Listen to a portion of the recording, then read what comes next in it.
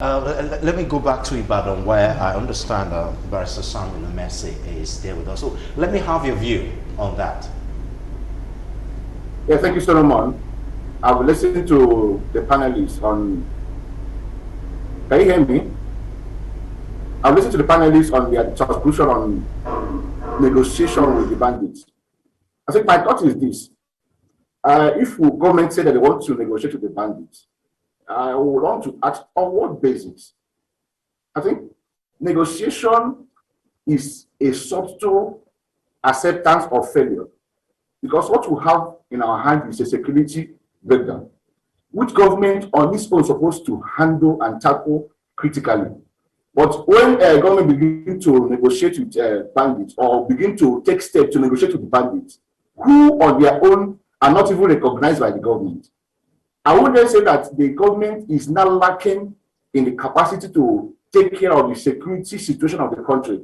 However, if the leader have come out to say that they can negotiate and they can get the abducted boys out, then we'll have to ask him the question: what is his intention? Did he submit to government on his own volition, or did they have any ulterior motive behind that? But however, whatever be the case, I think at this point, government should not go into negotiating with criminals, because Nigeria is a sovereign entity, a corporate entity with a government, which should not be seen to be negotiating with criminals. That is to say, giving the impression that they are now helpless and cannot do any other thing than to negotiate, to bargain, to trade deals on how to release the boys that have been adopted. But government should take adequate steps, critical steps, in order to do what? To liberate and to take care of the security situation of the country. That is not a subject of negotiation with criminals. That's my take on that.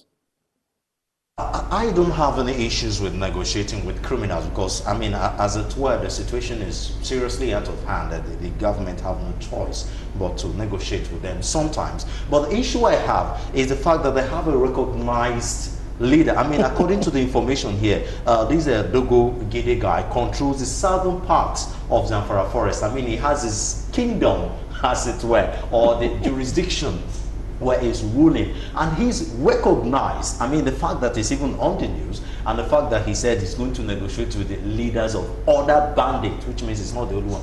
That's where I have a problem with, so let me have your say on that angle. Well, if he calls himself a leader of the bandits, maybe I will not take it away from him, because as have been said, in every organized human setting, in every organization, whether criminal or legitimate, there may be somebody that takes the shot or calls the shot, somebody that the other people they listen to. That maybe assume himself as a person of a leader. But the point is, it appears from the setting that a particular part of the country or a particular location has been given over to the bandits. They now operate free and fair. That is to say, they can now come out to negotiate on government on how to operate within their own region. I think that should not be an acceptable situation, because unfortunately, this issue of negotiation and all that is as a result of failure of government to handle the security situation of the country. It's as a result of failure. Ordinarily, we should not be talking about negotiating with a bandit, whether as a leader of the bandits, or as a coordinator, or even as an individual. Government who have ordinarily on its own taken care of the situation, not to talk of negotiation.